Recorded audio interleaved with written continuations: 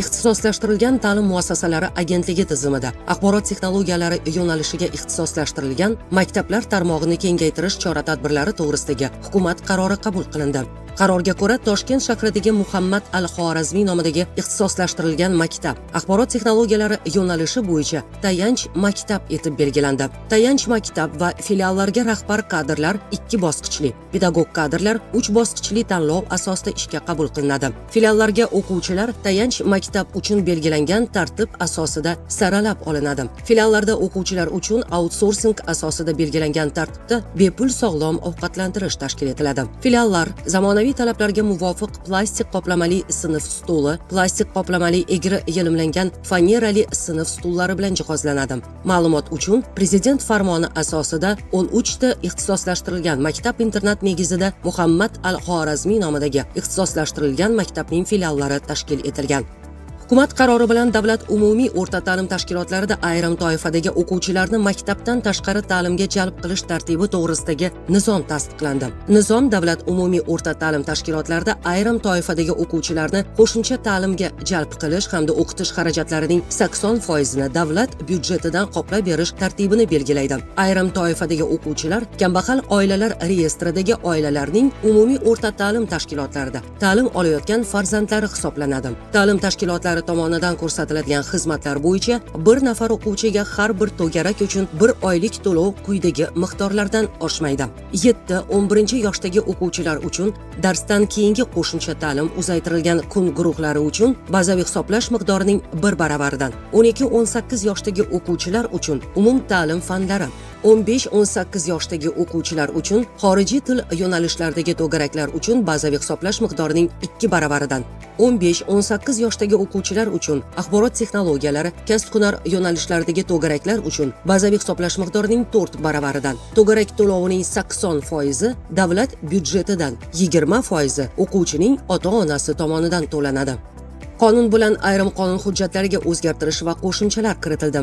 Qonun hujjatlariga kiritilgan qo'shimchalarga ko'ra, ijro ishini yuritish doirasida qabul qilingan qaror va boshqa hujjatlar jismoniy shaxslarga, ularning yagona interaktiv davlat xizmatlari portali my.gov.uz dagi shaxsiy kabineti orqali, shuningdek yuridik shaxslarga soliq to'lovchining shaxsiy kabineti orqali yuborilishi ko'rsatildi.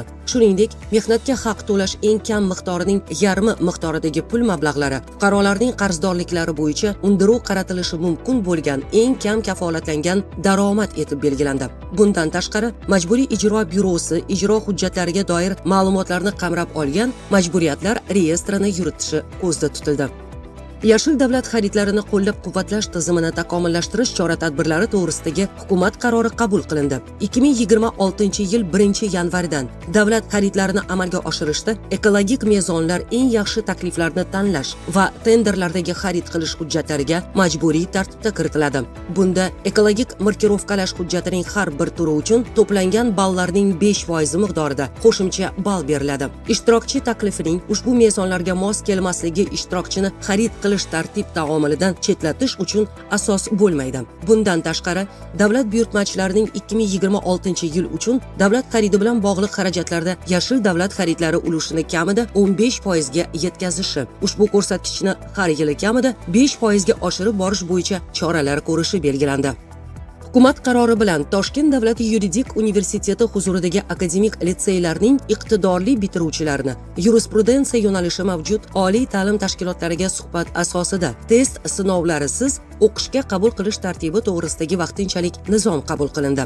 Nizom 2023, 2024 va 2024-2025 o'quv yillarida Toshkent davlat yuridik universiteti huzuridagi akademik litseylarga qabul qilingan o'quvchilarga nisbatan tatbiq etiladi. Bitiruvchilar 20-iyunga qadar oliy ta'lim tashkilotlari bakalavriatiga suhbat asosida test sinovlarisiz o'qishga kirish uchun tavsiya qilishni so'rab, maxsus komissiyaga ariza beradi. Har yili 1-iyulgacha suhbat komissiyasi tashkil etiladi. Yakka tartibdagi suhbat natijalari 100 ballli tizimda ballar qo'yish yo'li bilan baholanadi.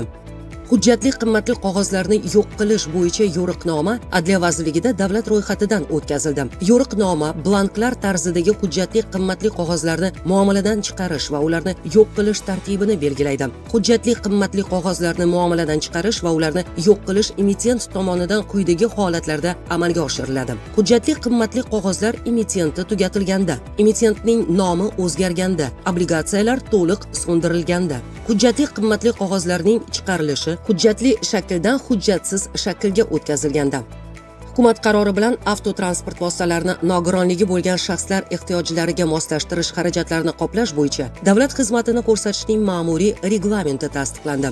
Reglamentga ko'ra, avtotransport vositalarini nogironligi bo'lgan shaxslar ehtiyojlariga moslashtirish xarajatlarining 50%, biroq bazaviy hisoblash miqdorining 30 baravargacha bo'lgan qismi qoplab beriladi.